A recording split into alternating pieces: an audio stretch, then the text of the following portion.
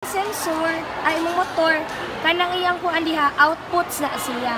Itawag na tog outputs kay for example mag-send siya og mag-send command ang kuan ay imong controller nga okay gisatisfy niya ang imong sensor, pwede na kay magbutang man mo anag like i-manipulate nimo ba kung unsay gusto niyo buhaton. That's the time na mo send siya feedback diri nga okay i-enable nato nga padagano ni natong motor. So ang kaning imuhang motor driver naa kay power ani, naa kay ground, and then naa kay enable. Kaning enable nimo ang IC motor driver off na siya daan. Off na siya daan.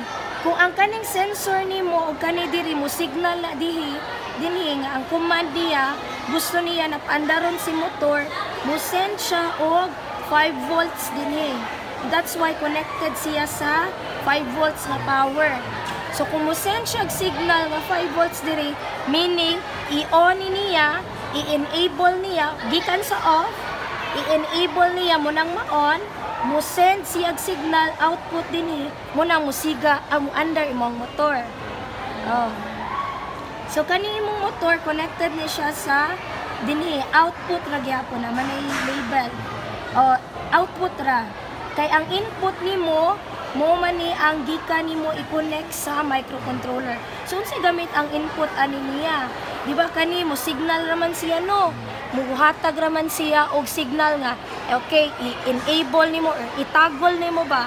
I-on nimo or i-off nimo ang imuhang motor driver. Kani siya ang mag-send og data gikan sa imuhang microcontroller. Ang feedback niya dinhi ang input nimo. So, maura to. So, question din diba negative, positive man pwede na magkabali sila. Yes, pwede rin magkabali ang motor niya. Pero if magnitag dako-dako